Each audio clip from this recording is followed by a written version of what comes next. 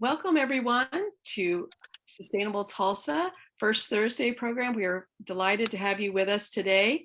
And we've got, as we started to see everyone joining us, we see people from all over. So thank you so much. Again, you're attending First Thursday on protecting pollinators, pollinators, people, and our planet. Before we get started, I just want to say thank you for joining us today. I hope each of you are staying healthy and safe as always. Teresa's going to launch a poll for us. If you'll take just a few minutes to take that poll, if you don't mind, that helps us better improve what we can do for you with these programs. And while you're taking that poll, I also want to thank our sponsors. Thank you to our lead sponsor, Williams, and our neighborhood partners, which include Public Service Company of Oklahoma and PSO Wind Choice. Our community advocates include American Waste Control, Cavanta, the Met, One Oak, Save Our Streams, Spirit Air Systems, Tulsa Farmers Market, Bank of the West, Vegfest, and our newest, Camp Trevera. Please give them a virtual round of applause. We really couldn't bring you this program without their support. So thank you to each of them for their support of Sustainable Tulsa all these years. Also want to thank my board members that have joined this morning. They include Richard Cox, Wayne Isaacs, Carrie Rowland, Rick Katarski, Pam Taylor, Ann Money, Nadia Kirilova, and James Williams. Thank you to each of our board members that serve and those that have joined us today. I think I also saw Stephanie Regan also joined, just saw that. So anyway, thank you all so much. Give them also a round of applause for their leadership and commitment and service to Sustainable Tulsa so that we can bring programs like this to you. And I want to thank my team, Teresa Kerrigan, our scorecard manager, Jill Maude, our office specialist, Sam Crossan, our marketing and development manager, and Morgan Fairley, our sustainability education and events coordinator. I'm so thankful for each team member and what they do to improve what we can do for you. So give them a little round of applause too, and send a chat of gratitude to our sponsors and board members and thank them as well. Becoming a supporter of Sustainable Tulsa is easier than ever. Of course, it's only $25. Your name will be added to our growing list of change makers in the community.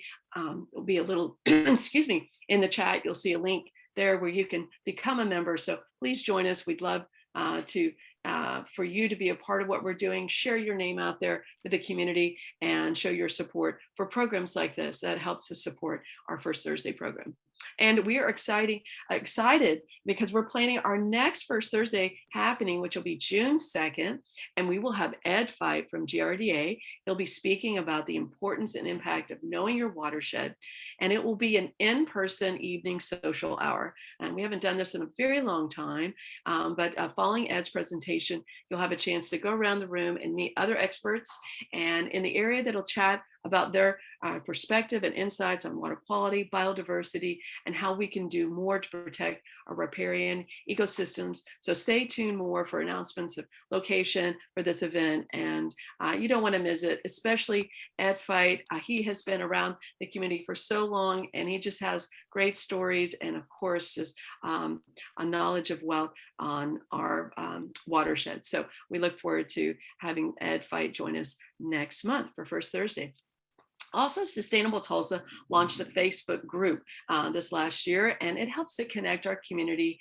If you'd like to connect with sustainably minded folks, join the Facebook group. Teresa will put that link in the chat for you. And that is a way for after a program like this, if you have follow-up questions, that group is there to support some of your questions and keep the conversation going.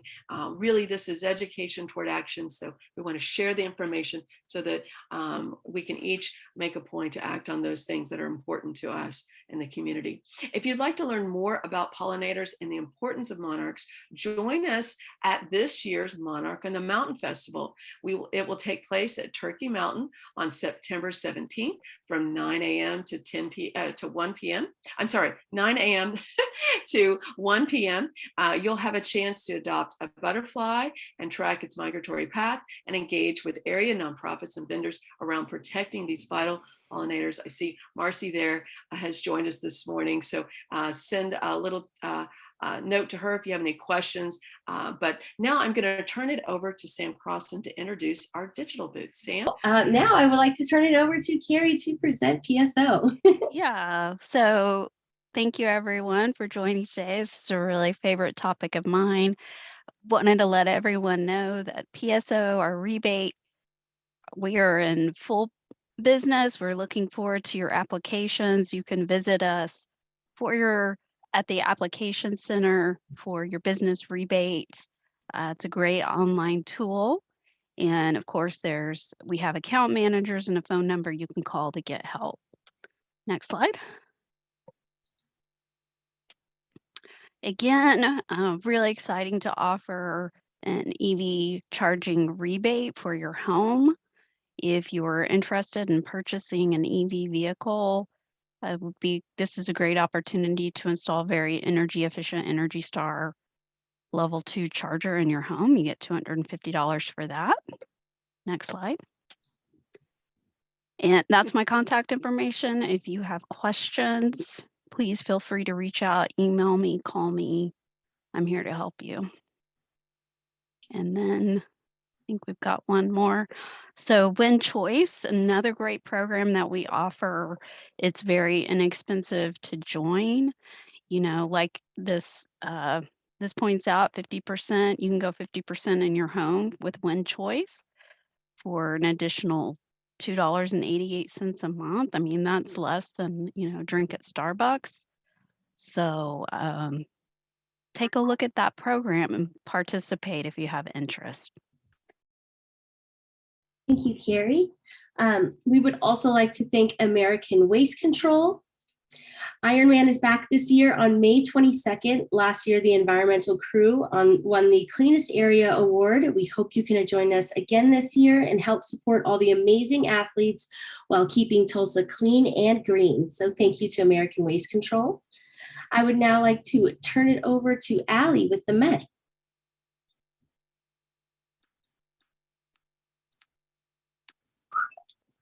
Yes, we have an event coming up. It's a fire extinguisher recycling event on May 14th.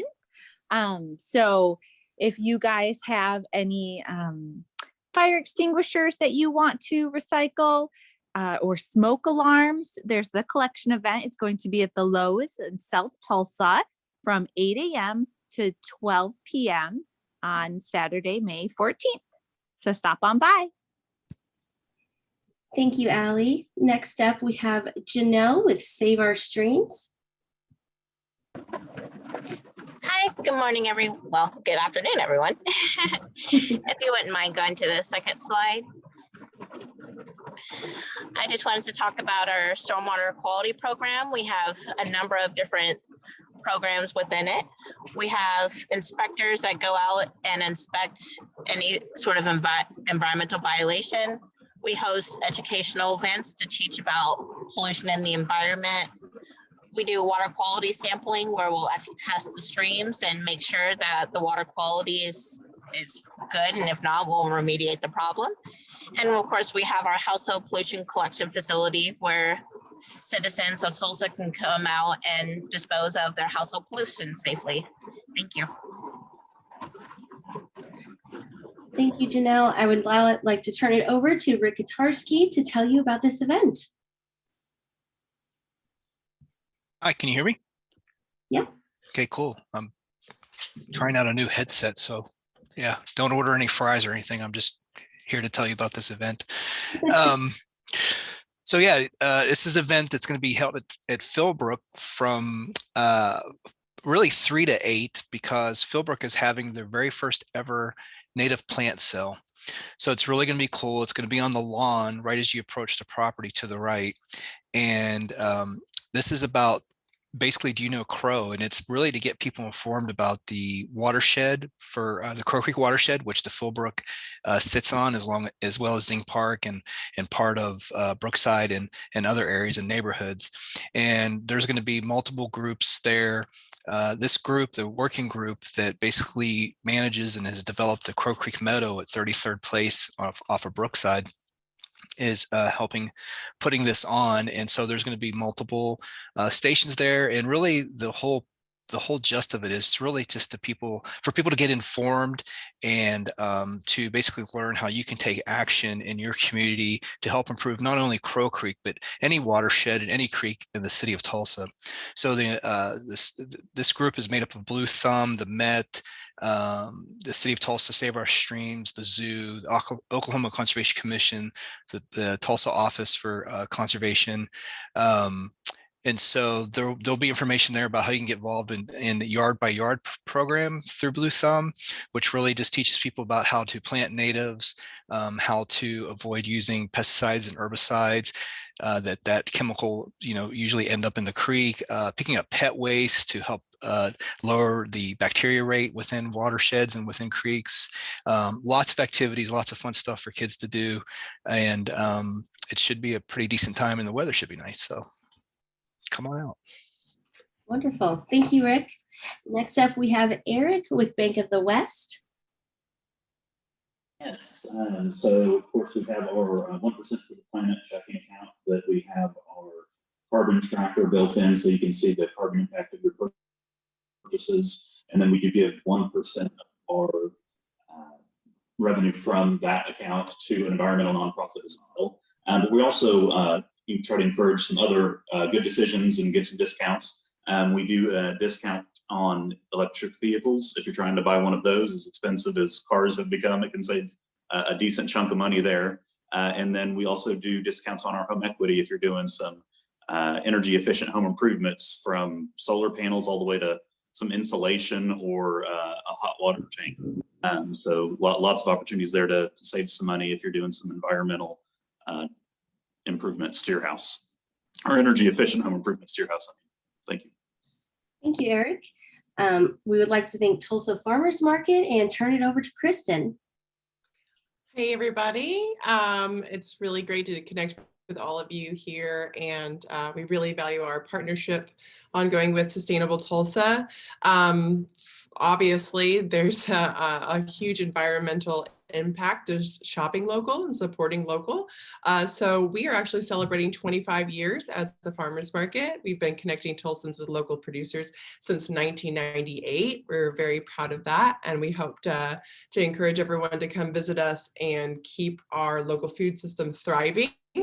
Has numerous impacts, as you can see there in the slide too, including lowering your carbon footprint, reducing how far that your food is traveling.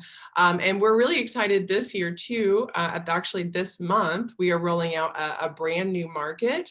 It's our second Sunday Arts and Eats. So for the first time ever, you don't have to wake up super early on a Saturday morning to support local. You can shop with us second Sundays from 10 to 2. So Saturdays will still be the main focus for local food producers, but second Sundays will be an opportunity to support local artisans as well. There will still be some food available there too, but we hope that this is going to be an opportunity for a new audience base to access local food and local goods, those who may not be able to visit us on Saturday morning. So the goal is just to continue to make local goods as available as possible to all Tulsans. So do check that out. That's this Sunday, and then we'll be back every second Sunday through November. And then of course, our Saturday market is every Saturday through the end of the year. Thank you, Kristen. Last but not least, we would like to thank Tulsa Vegfest, and we have Erin here today. Hi, everyone. I'm Erin Martin with Tulsa Vegfest, and you know that Tulsa Vegfest is the largest plant-based festival in Oklahoma on June 4th, Saturday at Guthrie Green. We'd like to really share today, though, about the night before on June 3rd is a special VIP dinner held from 6 to 9 p.m. at Mother Road Market.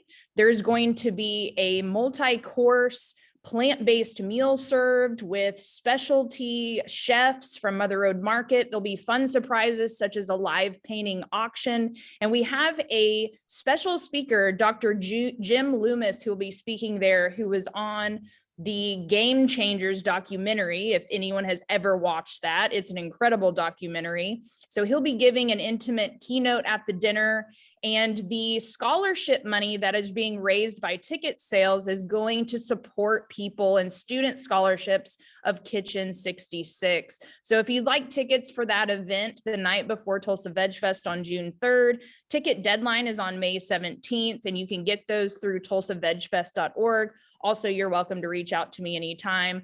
Thank you all so much, and can't wait to see you all there. Thank you, Erin, and a big thank you to all of our booths. We are grateful for your participation and support. And back to you, Corey. Thank you so much, Sam. And thank you to all of our sponsors and folks, all the good work that you're doing in Oklahoma, and that it's available for these ideas that can be shared across our communities. Now it is my pleasure and honor to introduce Jane Breckenridge. Jane Breckenridge is the director of the Uchee Butterfly Farm here in Bixby, Oklahoma. Jane is a citizen of the Muskogee Creek Nation and is the co-founder of the Tribal Alliance for Pollinators, which is called TAP, a native-led coalition that assists tribes with restoring native plants to their lands. TAP has created the largest native plant seed bank in Oklahoma.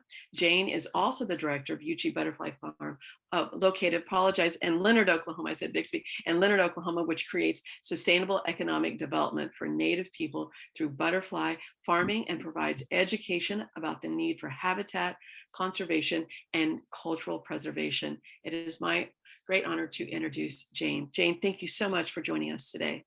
Well, thank you so much for having me. And I'm going to share my screen here really quick. So thank you for inviting me here today. Thank you, sponsors, for making it possible for this event to happen today. And just thank you, everybody who signed on to this call today, for giving us 30 minutes of your time or more to talk about pollinators and what we can all do to help make the situation better. So let's see if now we're not, hang on. Now I'm the one who's, give me 1 second here. And I got to go back here, sorry. It was not advancing forward. Let's try that. And there we go. And there, are we in now? Yep. Okay. 1 second. I am having trouble getting this to advance. Give me 1 second, technical difficulties here. And see if we can go there. There we go. There we go. Okay, sorry, I apologize for that. Okay, we all good? We don't see the slides, I will say that. Dang, okay. Okay, so let's go back here one more time. And if you need to, Sam could share them if on your end there. Okay, let's try this one more time. There we go. Can you see that one now? Yeah. Yes, okay. It's just in person. So yeah, we just see it in present mode. Okay, are we in now? Okay. There you go. Yep. Okay. Anyway, sorry about that. You'd think after 2 years of Zooming, everything would always go smoothly. But anyway, so thank you for having me here today and letting me talk about this topic, because I think it's important to all of us. As Corey said, I'm the director of the Uchee Butterfly Farm. We are located between Leonard and Bixby. You were correct both times, Corey. So we're down there in South Tulsa County. On my great-grandmother's original allotment that she received back in 1899 as a 16-year-old girl. She had a Creek mother and a Uchee father. Her father, S.W. Brown, was actually born along the Trail of Tears during removal from our homelands, and then later went on to become chief of the Uchee people. And our family's been on that land ever since 1899. So it's an interesting thing to me, because thinking about our mission now and what we're doing in the history of the land, when I sit on the back porch at the farm using high-speed internet to connect with people all over the world, I can literally look across the field to where my grandmother was born in 1915 in a log cabin with no running water, no electricity. So, you know, it's an interesting juxtaposition for how everything we do at the farm tries to bring together an appreciation for the sacrifices of the past and what made that land possible, with keeping an eye to the future and how we can use that in a 21st century way. So the farm is home to the Natives Raising Natives project. We launched that back in 2012 as a vehicle to use butterfly farming to accomplish 3 goals, really. So the first was to provide sustainable economic employment for tribal citizens, our Muskogee Creek citizens. We provide all of the training, all of the supplies, everything they need to farm butterflies on their own land. Most of our participants are from south of I-40, down in the southern part of our reservation, Muskogee Reservation. Then we buy back everything that they can raise. Those butterflies then are sold to clients throughout the country for butterfly houses. Some of them also go to our own butterfly house at the Tulsa State Fair, and then we have another large one at the Minnesota State Fair as well. The second goal of the program is to use the butterfly farming is a hands-on opportunity for our youth to learn science, you know, particularly Native youth who are so underrepresented in those STEM fields, university level and beyond. It's a really nice project for them to get hands-on with. And the third goal of the project is to use the butterflies raised in the program to raise awareness of the need to conserve, protect, and restore the ecosystems that support our threatened butterflies and other threatened pollinators. And so with that, our story today actually begins with a butterfly, of course.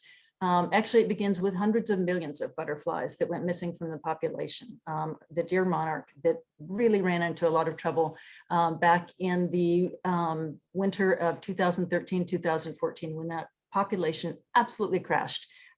By way of quantifying that, in 1996, you had over 900 million monarchs make that journey to Mexico in the fall. By 2013, that number had dropped between 33 million to 43 million. So really catastrophic and unprecedented. It was an alarming thing. So at that time, our conservation focus really switched over to monarch conservation, and we still continue to support all sorts of butterfly conservation, but became very laser focused because the monarchs were in such trouble. We particularly became very focused on monarchs once USDA released the recovery map for what needed to be done to bring these populations back. Oklahoma was square in the bullseye for the critical zone because butterflies leaving Mexico in the spring have to find milkweed here to lay their eggs on, or the migration is over before it's ever really started. Each female monarch can lay 200 to 400 eggs, and they also need nectar as well to continue the trip up. In the fall, when they're returning, the butterflies funnel right through Oklahoma, down into Texas, down to Mexico.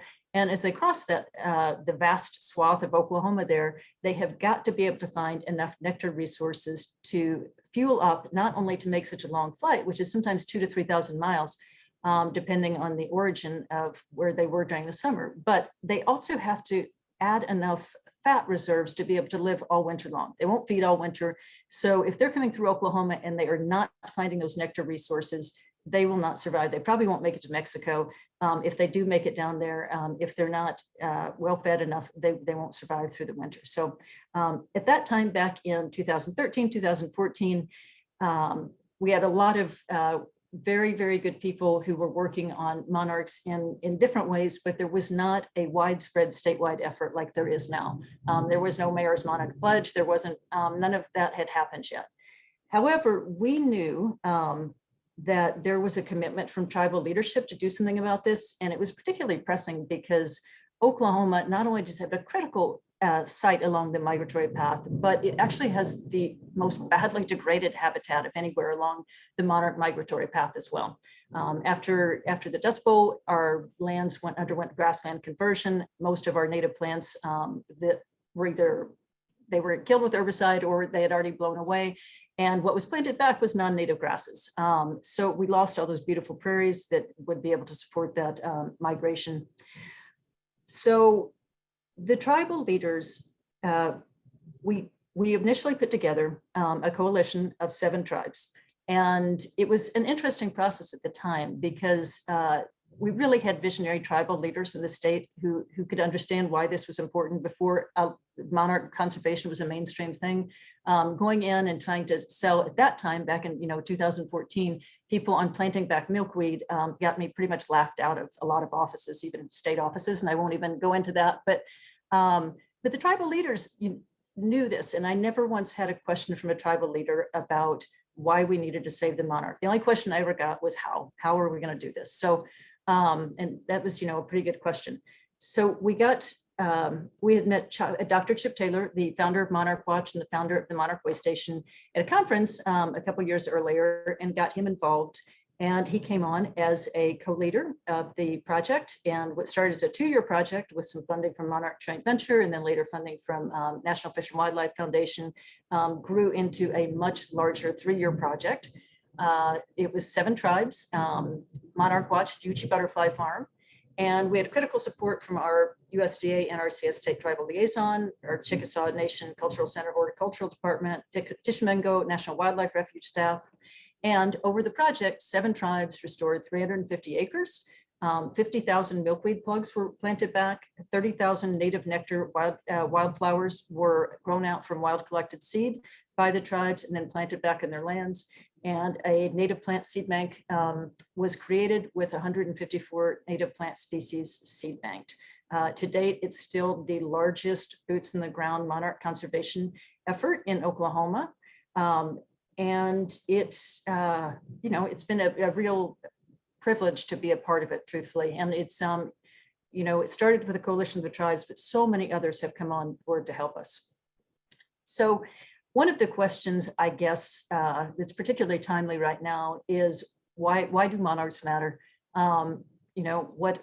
It's a very, very complicated, scary world out there right now. We all know that.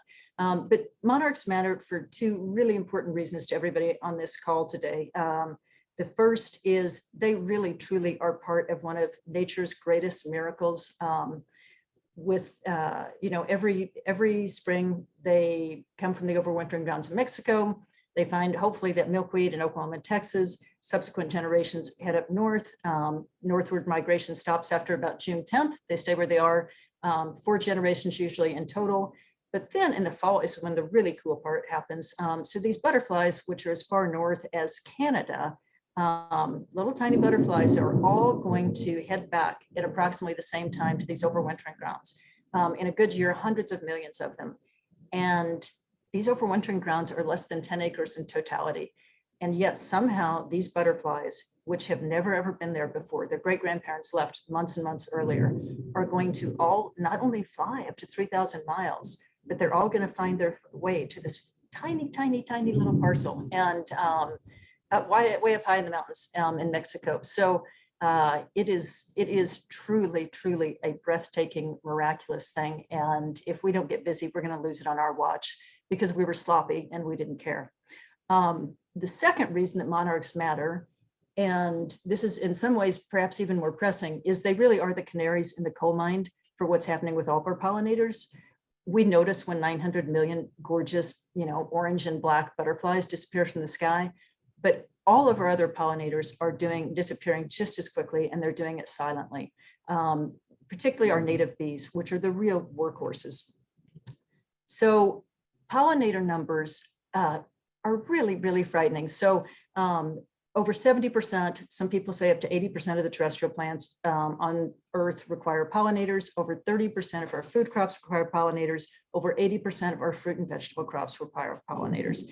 In some parts of China, and I don't know if you've ever seen these photos, they're shocking. They have literally sprayed so heavily with pesticide, they're having to hand pollinate their crops. Big white suits, it's this horrible dystopian, nightmare. That's what we could be looking at. I want to keep a world where we can all still grow these beautiful, beautiful, beautiful fruits and vegetables that support and sustain us and give us this beautiful ecosystem. So the effort that we did with the 7 tribes proved so popular, and we had so much interest that we expanded into a much larger organization, TAP, Tribal Alliance for Pollinators. You can, that's our website there, tribalallianceforpollinators.com. We work with tribes from all over the country. To date, we've had 62 different tribes participate in our programming. And we started out as a very monarch centric sort of organization. Now we actively support all of our pollinators. Although everything that we do to help butterflies helps our other pollinators as well. TAP has a lot of different facets to it, but mostly we are a capacity building organization. We offer technical training in the form of hands-on workshops, conferences. We have supplies. We have that seed bank, which now has 225 different species of native plants in that seed bank. We have a lending library of equipment. We have support in the form of how-to videos, webinars that are all available for free on our website. But today we're here to talk not really about TAP, that's just by way of a background. What I want to talk to you about is what can you do to help? And so one of the things I think that can't be overstated is the scope of what we're facing right now with decreased biodiversity, with disappearing pollinators, with the birds disappearing, biodiversity so threatened in general. We've never had more threats to it. It's never been in our lifetime disappearing as quickly as it is right now. And it's really going to come down to all of us to do this. The scope of it, it's so big. Yeah, it's great that tribes are doing it. It's great that federal agencies and state agencies are doing this now. It's great that nonprofits are doing it and conservation organizations. But the scope is so large and the need is so dire right now that all of us need to get on board. Fortunately, there are some really easy ways to do that, and we're going to talk about those today. The number one thing, excuse me, that I would encourage you to do, and I just can't stress this enough too, is reduce your use of pesticide and encourage others in your community to do the same. Excuse me, I've got a scratchy throat, allergies, not COVID.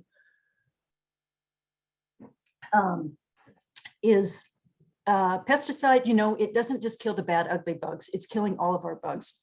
I'm old enough that I remember, and most of you, even if you can remember, if you're old enough to remember 20 or 30 years ago, if you went out for a drive in the evening, at night in the country, you had to clean your windshield. You had to have that wiper fluid on there because there was just bugs everywhere on your windshield. That doesn't happen anymore. Our numbers have dropped that quickly. And pesticide is one of the big reasons why that has happened. Second thing to think about is reducing your herbicide, and we'll talk more about that in a minute. And the third thing you can do to help, I'm so sorry about this, is to, give me 1 second here, the scratchy throat, is to think about planting a butterfly garden at your home, your office, or your church. It's pretty easy. The basics are just like for what we all need: a safe environment, plenty of food, and enough shelter. So when we're thinking about a butterfly and what they need for a safe environment, it's kind of an interesting thing to think about, because obviously they can fly around and go a lot of different places really easily.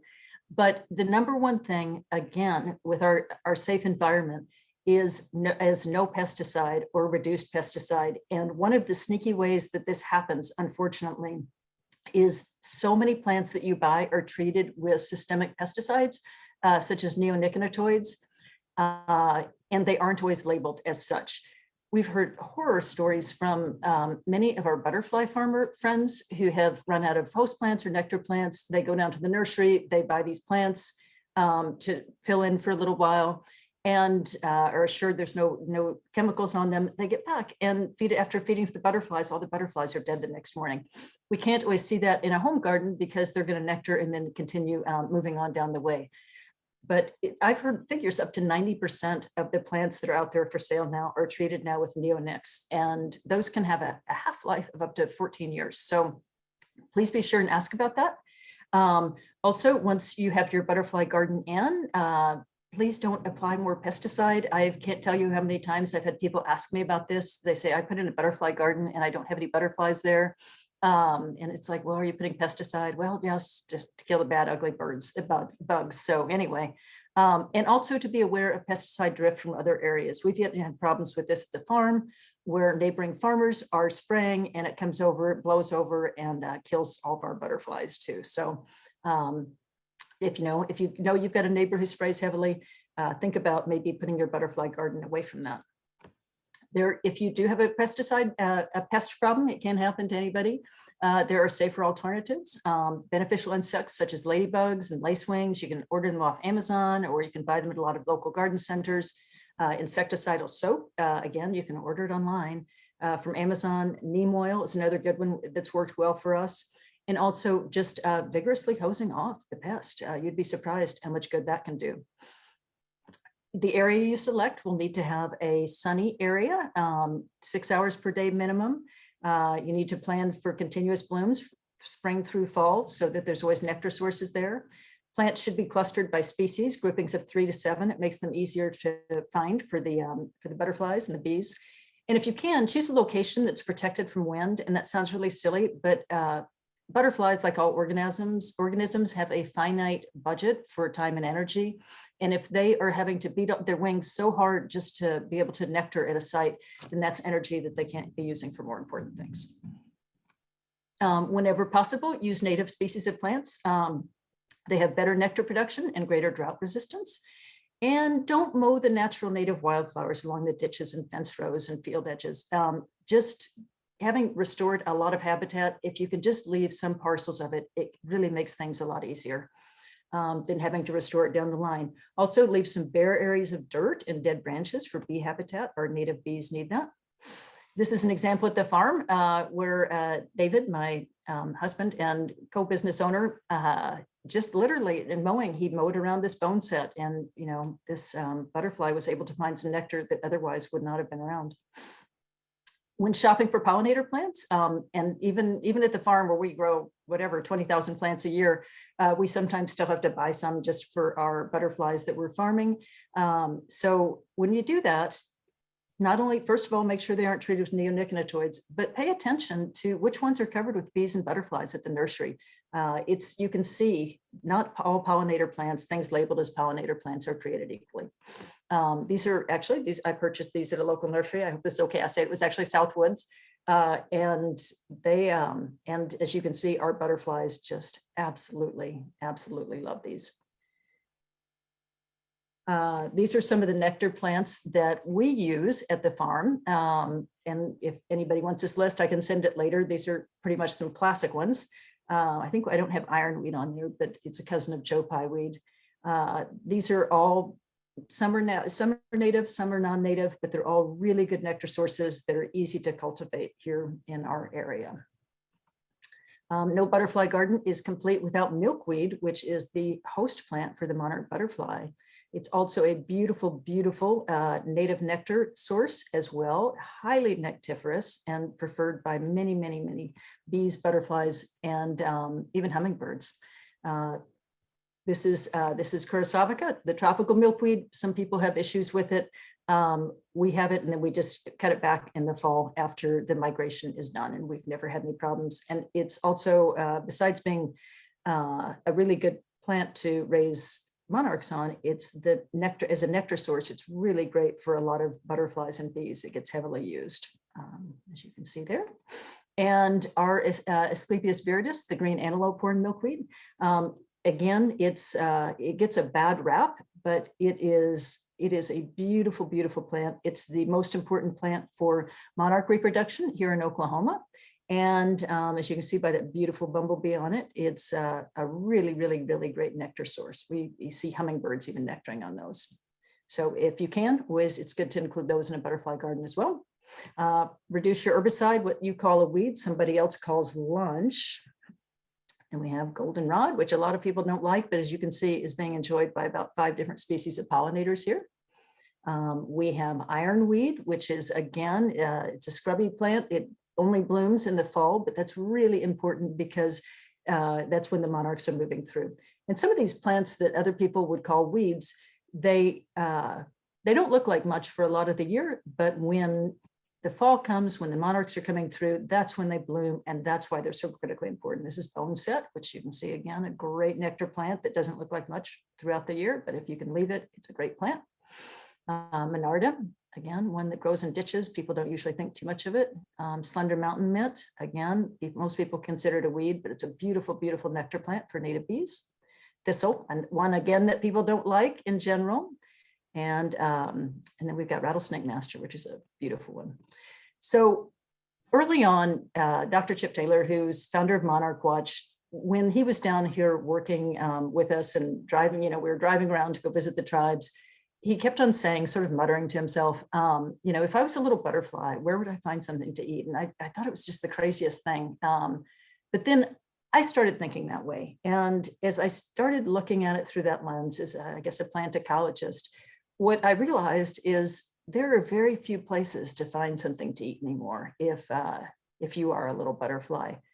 We are basically starving our pollinators to death. And a lot of things that we think of as green space, when you start looking through that, if I was a little butterfly, where would I find something to eat? It becomes pretty alarming. There just aren't those nectar sources. This is the farm. We are very fortunate to have a 13-acre native prairie remnant at the farm. And there we can see as a living classroom how this is supposed to work to support these, our pollinators, and how this works in action. It doesn't have to be hard. We do landscaping with natives. Just throw in 1 or 2 native plants. Even zinnias, these are just some zinnias that we had planted. The old-fashioned kind with single blossoms are wonderful, wonderful nectar plant. So one of the things that Uchis used to say a long time ago, and some still do, is Ujiha Nenoso Kenino, which means we Uchi people, we're still here, despite all of the odds against us, and they were astronomically high. We are still here, and not only are we here, we're thriving, and we have our culture, and we have our language, and it's amazing. So I'm hoping that the monarchs are going to beat the odds too. I'm rooting for them, but it's not going to happen without your help. And most people on this call are probably not Native American, but everybody on this call has a tribe of some sort, and you know who that tribe is. So please, please, please talk to your people about trying to make the world safe for monarchs and pollinators again, whether it's reducing herbicide, reducing pesticide, putting in pollinator gardens. We can all do this. It's not too late, but it's going to take everybody's help, because sitting around and feeling bad about it and just reading the news, it's not enough. You got to get up off the couch and get something done. So, and we're here to help you if you need. So that is it for today. There's my contact information. And thank you again. Thank you, Corey. Thank you, everybody at Sustainable Tulsa. And thank you, sponsors, for allowing me to come in and speak about this topic today. Mado. Wow, Jane, thank you so much. I always learn so much when I have the opportunity to hear from you, and other people were sending me the same notes in the chat, how much they love to hear you share about something you're obviously so passionate about, and is so meaningful for all of us. And so I know we'll have some questions, so please share any questions you have in the chat there for us.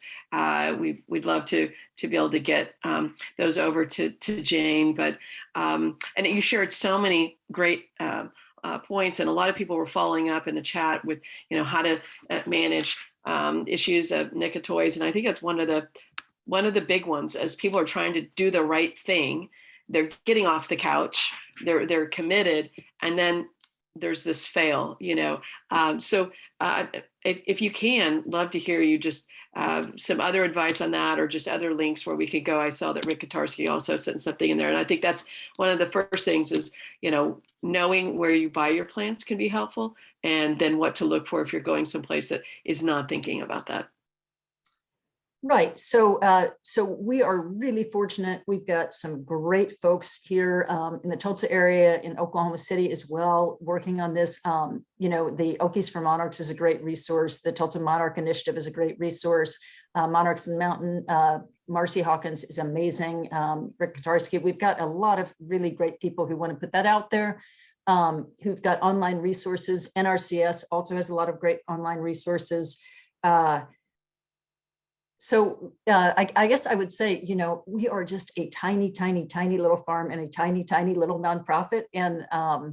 And so we don't, I wish that we had the resources to be able to do this. But I will say, you know, one of the ways that that we do is just, I guess we do a lot of outreach events like this. But for me, and this is kind of, this is not really, I guess it's not germane, but it's just a thing. It's learning to open your eyes and really look around you. You know, I'm lucky because I'm at the farm every day and I'm there at the prairie and I can see how things are being used. But even on our plantings around the house, it's a matter of, you know, whatever, thinking of like Chip, you know, if I was a little butterfly, where would I find something to eat? So, and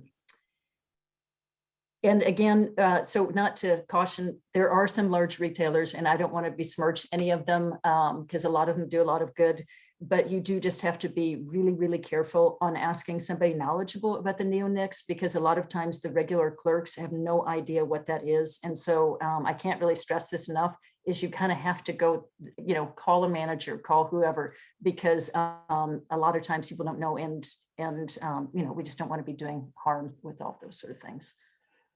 Very good. We have a question in the chat from Felicity. She says, we planted milkweed in our front garden bed last year specifically for the monarchs, and none of it is sprouted. And they're going to keep working on it. But the question is, you know, is it too late to plant a butterfly garden? That was her question. No, it's not too late at all. We had such a late spring that that absolutely it's you know, right through early June, even through mid-June, as long as you water stuff, it can be so useful. We do fall plantings a lot too. So there's another question there. I'll deal with that I'll get to that one in a second. Is again, this just can't be overstated. The resources are so scarce. Every time we put in milkweed or milkweed garden, generally it is so overused. We see egg dumping going on because those resources are so scarce now. Even out here at Bixby, you know, South Tulsa County, what's being bulldozed to make way for development. You know, these are just habitat. We're losing 1 million acres a year of monarch habitat in this country just to development. So anything you can do, put that, whatever, even if you just got a little, whatever, put it in a pot, put it, you know, outside your someplace, even if you just live in a little apartment, it does make a difference. It does help. And, you know, and sometimes those words, you know, we talk about diminished biodiversity, threats to biodiversity. The reality is that so many of these pollinators and insects and birds too, they're starving to death. They are literally starving to death because there aren't enough resources out there. So, you know, let's just all get out there and do our part. And it's not too late. It's never too late. It's not too late in the season. And thank you for thinking about planting milkweed. There's a lot of questions coming up. One is from, let's see, Stephanie Gordon says, did you say green Antelope? I don't think I'm saying that right. Most important milkweed. Sorry, how do you pronounce that? Oh, okay. So Asclepias viridis. But yeah, so the common name is green antelope horn milkweed. The reason why I say it's the most important, that's just not me, just whatever designating that. For monarch reproduction in most of Oklahoma, the critical area of, you know, eastern and central Oklahoma for the flyway, that is the dominant plant that is used by monarchs to lay their eggs on and to support the caterpillars. It's got very high protein. It's very resilient. It's an excellent plant. It's very drought resistant. So that is where most monarchs that are being born in Oklahoma, they're coming off the green antelope horn milkweed. So that doesn't mean there's not other ones. I think we have 26 different types of milkweed here in Oklahoma, if I remember correctly, that are documented to occur in the state. But for eastern Oklahoma, the green antelope horn is the most critical in the wild, not in people's gardens, but in the wild for monarch reproduction. Is there a way to put that? I mean, do you know where you could maybe purchase that and put it in your gardens, or? That's, Are you recommending other milkweeds? so it's not generally for sale because most people hate it and think it's a weed. You know, and if they knew how beautiful it is when it blooms and it smells, it's hypnotic. It's more beautiful than jasmine or like a tropical flower. It is just a stunningly beautiful flower. It draws in all of the pollinators. I love watching the hummingbirds nectar on it. It is just incredible. And it's very resilient because it's got the deep roots. So it's very drought resistant, which is excellent in our soil. But unfortunately, nobody really, oh, so here somebody says that Wild Things has carried it in the past. So yeah, so we need to, also Monarch Watch, you can order monarchs from milkweeds through them, and I think that they have some as well. So look into the Monarch Watch website, and you should be able to order some there for there. So wonderful. Okay, that's great. That's great to know. Good question too. Okay, so many questions in here. Let's see. Looking here. Wild Things are okay. That was from Matt. Thank you. And also, there's a Monarch corridors that's come up, and a couple of people are putting in the chat here like different kind of efforts to put in swaths of monarch or pollinator habitat. And have you seen a rise in that? And are you seeing that helping to your knowledge? yes, so people are doing more, and I think it is helping the numbers. I truly do. We need more. You know what, everything you all have done, that's why we're keeping the population even stable at all. We've got, you know, not only do we have all the neonicotinoids, not only do we have the disappearing habitat, but changing climate has been a terrible stressor on them as well, both, you know, and, you know, we've seen this, you know, it's cold late, it's, you know, this year the milkweed's coming up pretty late. The monarchs were first arriving here in Tulsa County, and there was no milkweed up at all. So it's so these very, very, very subtle, beautiful relationships that took millennia to evolve together and to be built are under threat as they become asynchronous due to changing climatic conditions. And so knowing as we do that those stressors are out there, we need to do everything we can to try and up their odds. And that means planting more habitat. It means trying to reduce pesticide. It means reducing herbicide. Let's give them a fighting chance for the things we can control, why we still have them here. Because I don't want to hand down a world without butterflies. You know, man, on our watch, you know, it's that's not something I think that ought to happen. So. Right. Well, thank you for that. And I just, if there's any last little bit, there's lots of questions, and I think you're going to stick around for just a little bit at the end of the program and give people a chance to unmic and ask a few other questions. So if people can stick around, well, because I think there's more than we can answer. I did see though in the chat that there is a garden tour in a little over a week. I think it's the Audubon Society. So if someone could throw that in the chat of when that is, and I think that's coming up in 2 weekends, but that's an opportunity to purchase these different types of pollinator loving plants, and maybe you can find that. I'm going to be looking out for that green antelope horn milkweed. That sounds wonderful. So I'm going to be looking out for that. Hopefully someone will be selling it there. But yes, it looks like, okay, thank you, Mary, for putting that in the chat for us. And people are asking for your email too, Jean. I think you may get a lot of calls. And maybe just with the last little bit here, share just a little bit more what you are doing there at TAP. I think that would be great for everyone to know more about what you're doing. Yeah, so it's just a really great effort. It's a great thing. So it's unusual. We are intertribal. As far as I know, we are the only intertribal native-led group in the country, or I guess in North America, that is working on grassland restoration for pollinators, and you know, and particularly with a large emphasis on our monarchs as well. So with our programming, we have so tribes have the landmass. They've got a cultural commitment to do this work. For us, you know, for most of the tribes we work with, there is no more profound assertion of our sovereignty than how we treat our lands. But that being said, doing habitat restoration to bring back these native plants, which are important for cultural reasons too, is it's a fairly technical skill. So when we're doing this landscape restoration, we try and remove the barriers that are preventing tribes and tribal members from doing this. So to that end, that's why we have all the training workshops. We've got the online resources. We've got the lending library of equipment, the lending library of written resources. We have all sorts of classes in field identification for seed collection, how to get started with the seed banking. Our seed bank is free for any tribe or tribal member to use. So we're just trying to, I guess just do our part. And it's just been a really, really nice effort to be a part of, and just to learn very collegially and collaboratively, and to share resources like that. It's been pretty amazing.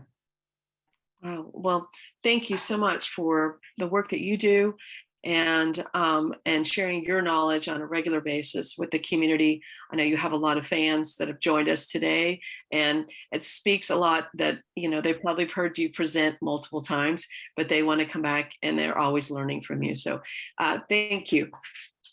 Okay, well, I don't think I'm not worthy of that, but I am grateful for any opportunity to be able to share whatever. We've learned a lot of stuff the hard way out doing the restoration, and man, if we can share that with anybody, we are so happy to do it.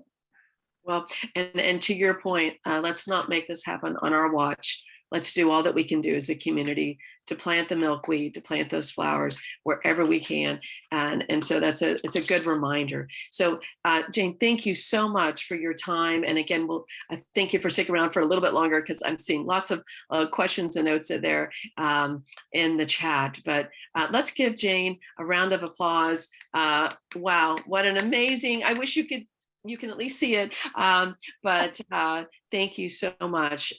Okay, and just to, again, thank you for filling out the polls if you've had a chance, and that's really helped us move along with understanding how we can better serve you all and make sure we're providing the type of programming that's necessary.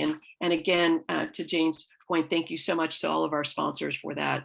Want to go ahead and again, if you want to keep the conversation going, there are a lot of folks that are in that Sustainable Tulsa Action Group Facebook page to learn more about where you can buy the plants, and reminder of all these opportunities. I know I often go to the farmers market, and there's lots of, at the Tulsa Farmers Market, lots of vendors there with plants too that are grown locally. So it's another opportunity to go to your local farmers market, and mine is the Tulsa Farmers Market. So again, I want to thank them.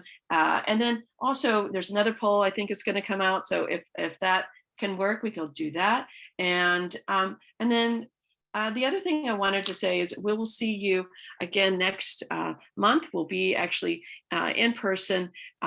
It'll be our first Thursday program there with Ed Fight and Know Your Watershed. So that is coming up, and we'll put some information there in the chat for you if you have a chance. Yes, it looks like another slide there about Recharge. Just wanted to give you all an update. We've got our biggest fundraiser coming up. It is September 8th. And I will put some information there in the chat for you, where already tickets are on sale, sponsorships available, and Recharge helps support all of our programs. People, Profit, Planet is our focus always. And this will be an opportunity to help support all our programs, including First Thursdays and programs like this, so that we can bring wonderful speakers like Jane to you to learn more about how you can do your part in the community. So if you'd like to learn more, send me a note, Corey at sustainabletulsainc.org. Love to hear from you, or click on the link there in the chat. So last slide there. Also wanted to thank our sponsors for today again. Thank our lead sponsor, Williams, and our neighborhood partners, Public Service Company of Oklahoma, PSO, Wind Choice, and our community advocates, American Waste Control, Covanta, One Oak, Save Our Streams, the Met, Spirit, Aerosystems, Tulsa Farmers Market, Bank of the West, Tulsa Vegfest, and our newest, Camp Travera. Thank you all to them. As Jane said, that's how we're able to bring and Save Our Streams. I think I might have missed them. So how we're able to bring our programs to you. And we hope to see you all again. We'll be here. We'll see you in June, and we look forward to seeing you. And stick around for a minute. Thank you all so much. Thank you again, Jane, for all your work and focus to help protect these important parts of our community. Everyone have a good rest of the day. Thank you. Okay, we'll stick around.